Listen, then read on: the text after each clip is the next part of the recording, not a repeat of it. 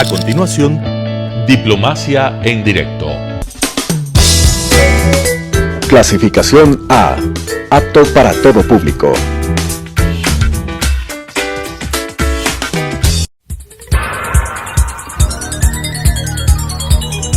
Las opiniones vertidas en este espacio por la producción y dirección del programa son de exclusiva responsabilidad de sus autores y de quienes intervienen en ellos. Telesucesos Canal 29 UHF presenta Diplomacia en Directo, un programa de enfoque y reflexión sobre la vida y el comportamiento internacional del Ecuador y la comunidad de naciones, con la conducción del embajador Edwin Johnson. Diplomacia en Directo. Muy buenos días. Tengo muchísimo gusto de presentar en esta reunión, en esta entrevista, al ingeniero Lucio Gutiérrez Borbúa, que fue presidente constitucional de la República del Ecuador entre el 2003 y 2005. Recordemos que su gestión fue interrumpida realmente por una traición de su propio vicepresidente, apoyado por movimientos externos y financiados por el entonces presidente de Venezuela, Chávez. Lucio, le conozco pues desde hace muchos años atrás, nos conocemos, y él tuvo la bondad pues de también cuando fue presidente de asignarme como vicecanciller de la República. Te doy la bienvenida, un gustazo estar contigo en momentos tan importantes para la República y para el país entero, dadas las circunstancias que tenemos pues a portas el advenimiento de un nuevo presidente, de un nuevo jefe del Estado. Yo quisiera preguntarte, mi querido Lucio, ¿cómo ves el panorama en que se presenta al mandatario electo, señor Noboa, frente pues a la iniciación de su gestión? Primero, pues muchísimas gracias, realmente un gusto estar nuevamente en Telesucesos con el doctor Edwin Johnson, que fue vicecanciller de la República en nuestro gobierno, para conversar con ustedes, amigos televidentes, sobre los problemas que nos interesan a los ecuatorianos, pero que también nos preocupan muchísimo, dada la situación que estamos atravesando, que hoy día es una situación muy parecida a la que tenía el país por los años 1999, inicios del 2000, y justamente esa situación catastrófica de corrupción es la que me impulsó a sacrificar mi carrera militar y en lugar de reprimir al pueblo que protestaba contra el robo de los banqueros de más de 8.000 millones de dólares, esa acción de unirme al pueblo, de protestar contra ese atraco, me costó mi carrera militar y la primera prisión de alrededor de 6 meses. Luego pues ya en el gobierno comenzamos a tomar medidas, a cumplir lo que habíamos prometido, la lucha implacable contra la corrupción, y justamente eso es lo que llevó al golpe de Estado. También nos habíamos comprometido a estabilizar la economía, nos habíamos comprometido a impulsar reformas importantes, especialmente para despolitizar la justicia, y eso pues de alguna manera lo conseguimos, sobre todo el segundo punto de estabilizar la economía ecuatoriana. Recordemos que en nuestro gobierno democrático es cuando más ha crecido la economía de toda la historia del Ecuador, un crecimiento pues cercano al 9%, el más alto de toda América. Igualmente, de lo que estábamos en el último lugar en recibir inversiones extranjeras, lo ubicamos en el tercer lugar de América Latina, tercer lugar, en el quinto lugar de América, solamente por debajo de Estados Unidos, de Canadá, de México, de Brasil. Ahí venía nuestro pequeño pero hermoso país, el Ecuador, generando confianza en el ambiente internacional, en los mercados internacionales, y por eso pues tenemos la mayor inversión extranjera de toda la historia del país. Esto ayudó a generar empleo por sobre los 250.000, que también es un récord de generación de empleo. Y estábamos a punto de firmar los acuerdos comerciales con la Unión Europea, con lo cual desde el año 2005 hubiéramos tenido la visa Schengen, y no como ahora estamos ahí implorando, pidiendo de favor que nos den la visa Schengen, que sí la tienen los colombianos y los peruanos, y también hubiéramos firmado el tratado comercial con los Estados Unidos, lo cual hubiera colocado al Ecuador en el camino para convertirse en un país del primer mundo. Imagínense, compatriotas, crecíamos económicamente más que Chile, recibíamos más inversión extranjera que Chile, y si hubiéramos firmado esos acuerdos comerciales, es decir, si no había el golpe de Estado, la situación del Ecuador repito, sería completamente diferente y no la actual de desastre nacional en la que nos catalogan como un narcoestado, como un estado corrupto, como un estado delincuencial, como un estado en el casi que se lo puede comparar con un estado fallido. Pero en forma rapidísima, ¿por qué el golpe de estado? ¿Por qué si el gobierno de Lucio Gutiérrez tiene las mejores cifras sociales y económicas de toda la historia del Ecuador? ¿Por qué el golpe de estado? Y justamente las causas del golpe de estado son las que a mí me enorgullecen. Por supuesto que sí es satisfactorio tener el gobierno que en cifras es el mejor de toda la historia republicana del Ecuador. Pero lo más satisfactorio son las razones por las cuales hubo el golpe de estado.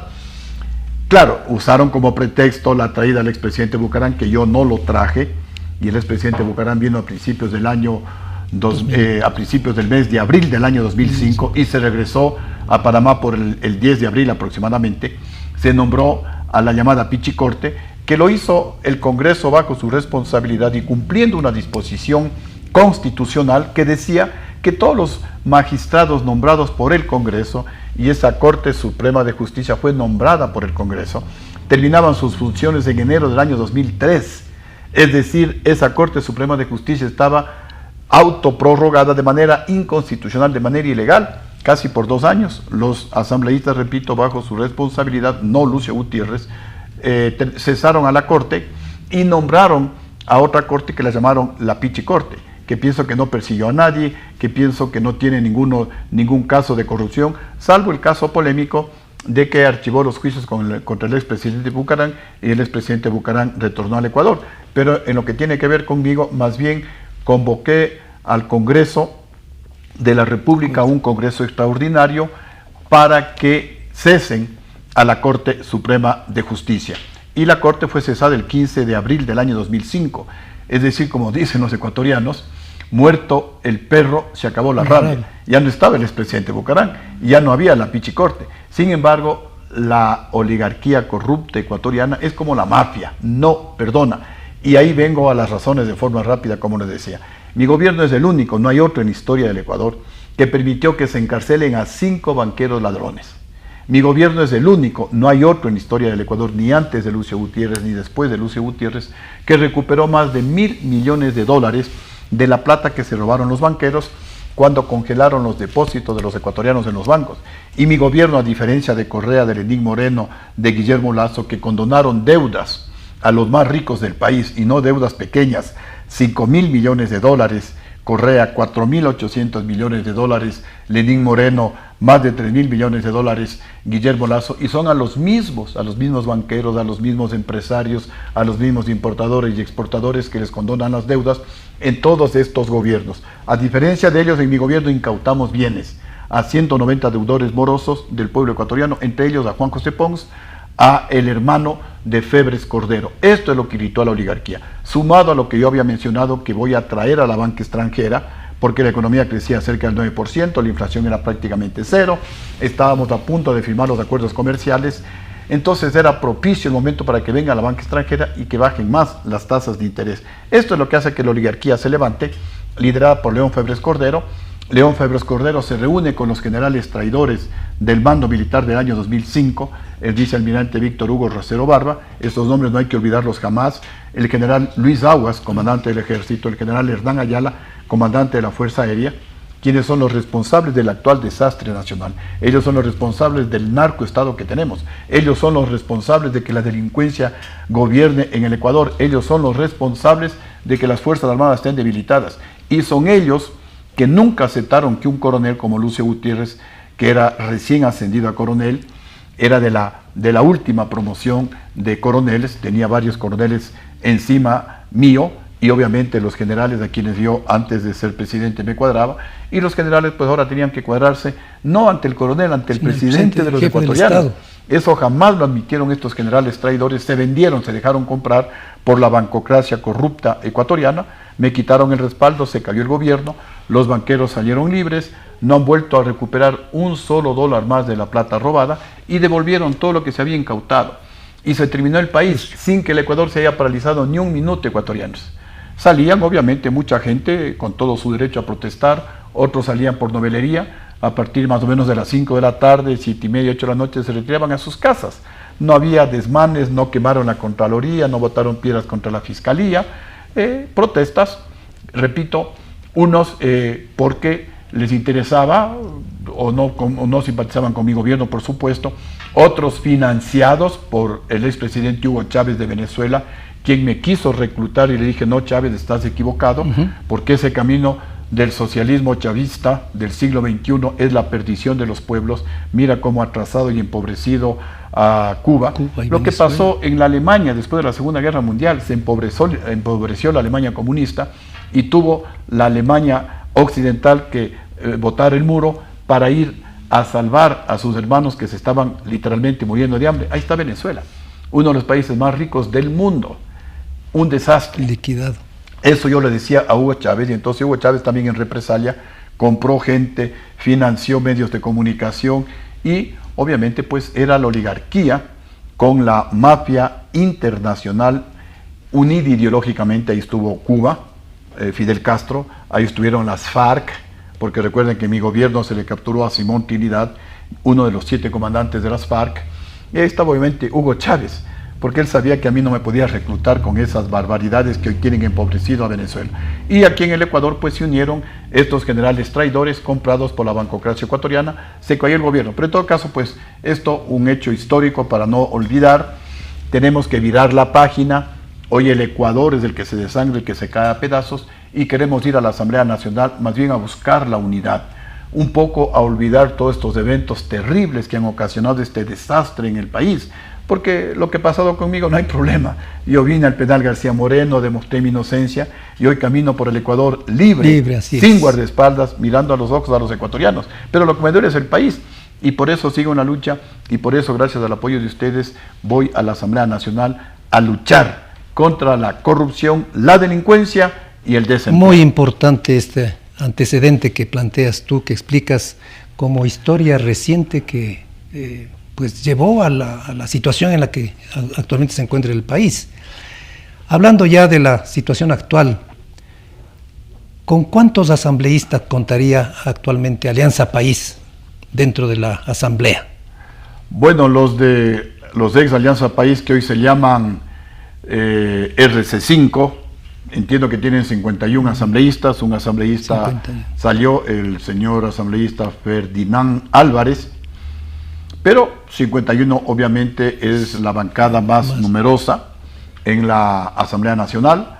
Nosotros, Sociedad Patriótica, tenemos 3 asambleístas propios, hay 2 asambleístas que ganaron con nuestra aceptación en otras bancadas, y estamos en un proceso de fusión con el movimiento, de hecho, porque no tiene número en la Asamblea Nacional, que se llama Gente Buena, y con ese movimiento han venido 3 asambleístas.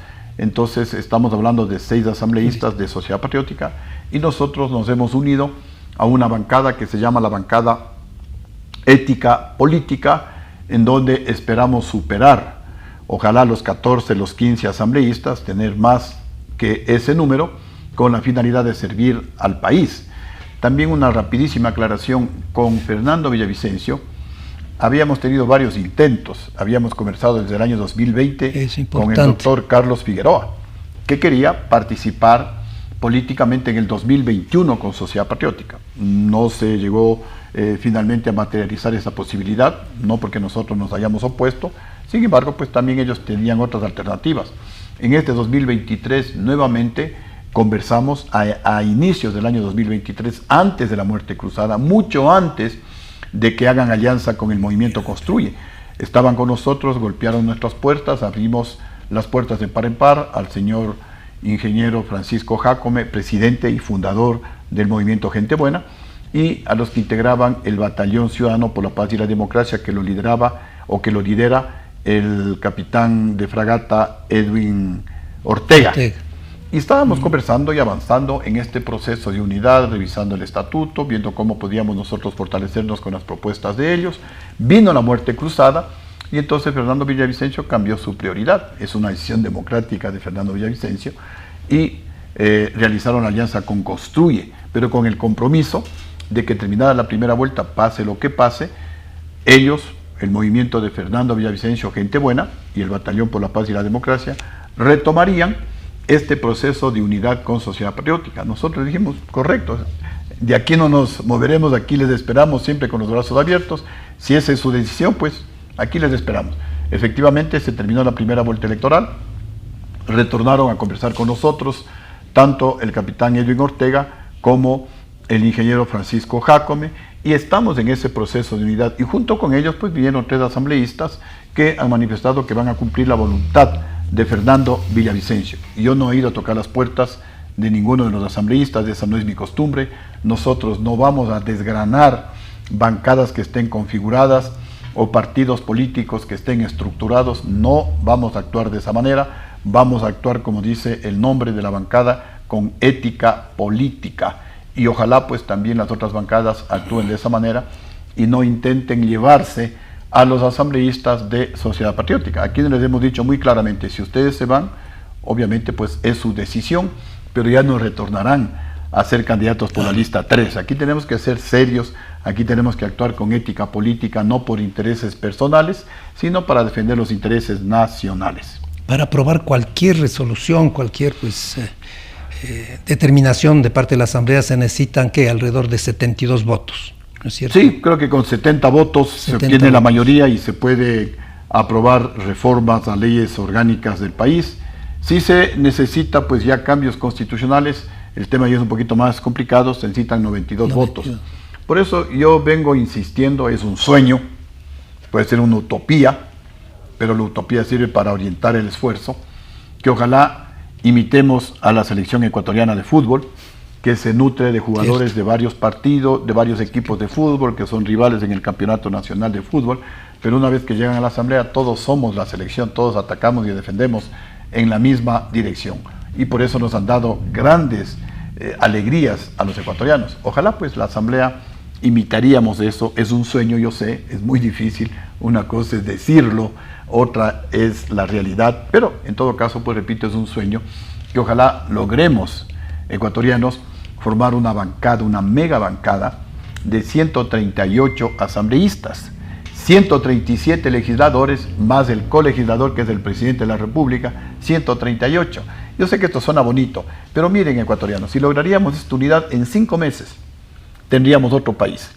En 5 meses aprobaríamos algunos proyectos que nosotros hemos mencionado, que los vamos a impulsar en la Asamblea. El proyecto, por ejemplo, para convertir al Ecuador en un centro financiero internacional, para que venga la banca más importante del mundo al Ecuador, trayendo varios miles de millones de dólares y de esta manera fortalecer la dolarización, y también pues para que en una sana competencia con la banca ecuatoriana bajen las tasas de interés a niveles internacionales, para que podamos hacer créditos baratos, invertir, generar empleo y bajar los índices delincuenciales, para por ejemplo convertir al Ecuador en un centro tecnológico internacional, de tal manera que las empresas de tecnología de punta en el mundo como Microsoft, Apple, Google, Tesla, etcétera, vengan al Ecuador, inviertan en el Ecuador, haya transferencia de tecnología a nuestros jóvenes, y nuestros jóvenes que son bien preparados, que tienen mucho talento y que hoy están migrando al exterior porque aquí no hay oportunidades, se queden en el Ecuador, y para que los jóvenes no caigan en las garras criminales de las bandas delincuenciales o de los carteles de la droga. Por ejemplo, para aprobar la cadena perpetua, necesitamos para eso reformar la Constitución, para eso necesitamos rever ciertos convenios internacionales, para eso tenemos que soportar la embestida que vendrá de los organismos de derechos humanos que defienden a delincuentes y no a la mayoría de ecuatorianos. Claro. La cadena perpetua es hoy más que nunca necesaria, impostergable. Miren, países como Singapur, 60 años atrás era más pobre y más corrupto que el Ecuador, aprobaron la pena de muerte, y hoy Singapur es de los países más desarrollados del mundo. Entonces, no hablo de pena de muerte, hablo de cadena perpetua. Y la cadena perpetua es para los delincuentes, para los políticos que se roben el dinero de los ecuatorianos. No es para la gente decente, es para los jueces y fiscales corruptos. No es para los jueces y fiscales decentes, para los jueces corruptos que a cambio de dinero dejan en libertad a los delincuentes. Es para los sicarios, es para los violadores de niños y de niñas, que tendrán que pensar 10 veces antes de cometer ese delito, porque si se roban la plata los políticos o si piden dinero a los jueces y fiscales, no les va a servir, no van a disfrutar, porque tendrán que devolver la plata o se quedarán eternamente en la cárcel. Los sicarios también tendrán que pensar 10 veces, porque hoy van a ir a cadena perpetua, ya no hay rebajas. como actualmente, que gente que ha matado a 5 a 6 personas, condenados a 35 años de cárcel, salen antes de cumplir los 5 años. ¿Y cómo salen? Comprándole al juez, pues, por el amor de Dios, aquí no vengamos a mirar para otro lado. Los señores condenados a devolver $8 millones no han devuelto $1. ¿Cómo salen? Con la complicidad de Guillermo Lasso, con la complicidad de los que manejan las cárceles y con la compra a los jueces. Así salen. Caso que salen porque nadie ha visto ni ha dicho nada. Todo esto es comprado, todo esto es con dinero. Si eso queremos que cambie, ecuatorianos, bueno, aquí yo estoy dispuesto a impulsar estos proyectos con el apoyo de las otras bancadas. Que no me vengan a decir no hay cómo ni cómo. No quieren los que de alguna manera defienden a los corruptos. Ellos no quieren un cambio. No es que vamos a la gente buena, a la gente decente, a la gente honrada, a sancionarle con cadena perpetua, a los ladrones, a los corruptos. Y la idea no es llenar las cárceles con gente condenada a cadena perpetua. La idea es que nadie vaya a la cárcel, que las cárceles estén vacías, pero que la gente tenga la certeza, los políticos, de que no deben robar. Y si roban, o devuelven la plata o se van a cadena perpetua. Los jueces y fiscales no tienen que extorsionar al pueblo ecuatoriano, porque si lo hacen tendrán que devolver la plata o se irán a cadena perpetua. También los sicarios tendrán que pensar, pues, a ver, si le mato a esa persona me quedo en cadena perpetua, mejor no le mato. Si violo a ese niño o niña me voy a cadena perpetua, mejor no cometo ese delito. Eso es lo que se quiere, un cambio de actitud, y que todos los presos trabajen para que paguen por la comida y también para que se rehabiliten, de tal manera que cuando salgan en libertad lo hagan para trabajar y no para robar. Para estos cambios necesitamos unirnos. Esto es lo que necesita el Ecuador si queremos cambios ecuatorianos. Y ese es el apoyo que yo les estoy pidiendo a ustedes y a través de ustedes pues a las otras bancadas en la Asamblea Nacional y también al propio presidente, porque varios de estos proyectos podría el presidente ponerlos en la consulta popular para aprobarlos. Claro. Por eso digo, si nos unimos, en 5 meses tenemos otro país. Unir el hombro los ecuatorianos para ir adelante, para cambiar las circunstancias por las que estamos penosamente pasando en el país. Así es, exactamente. Y nosotros pues listos a aportar con nuestra experiencia, también con nuestros errores para que el actual gobierno no los repita, no los cometa, y también comentar sobre nuestros aciertos para que esos aciertos sean fortalecidos. Tenemos que analizar nuestra historia para no cometer los errores y más bien para fortalecer los éxitos que hemos tenido. Totalmente de acuerdo. Yo te agradezco muchísimo, mi querido presidente, el haber aceptado esta invitación, porque yo creo que es importante que el país conozca cuál es la posibilidad de futuro que tenemos en nuestras manos. Y este llamamiento que has formulado pues es muy importante para nuestro futuro inmediato.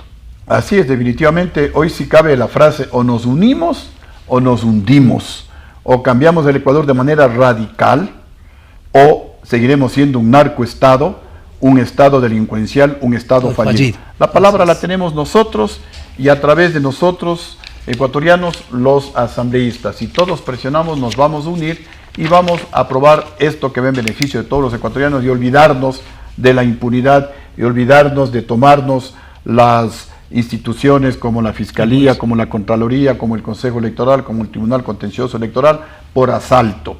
Eso olvidémonos, hoy hay que trabajar por el país y al menos nosotros estamos totalmente dispuestos a virar la página, a olvidarnos cualquier resentimiento, cualquier injusticia que hayan cometido con nosotros, todo en beneficio de nuestro querido país. ¡Vive el Ecuador! ¡Vive el Ecuador por siempre! Las opiniones vertidas en este espacio por la producción y dirección del programa son de exclusiva responsabilidad de sus autores y de quienes intervienen en ellos. Telesucesos Canal 29 UHF presentó Diplomacia en Directo, un programa de enfoque y reflexión sobre la vida y el comportamiento internacional del Ecuador y la comunidad de naciones, con la conducción del embajador Edwin Johnson. Diplomacia en Directo,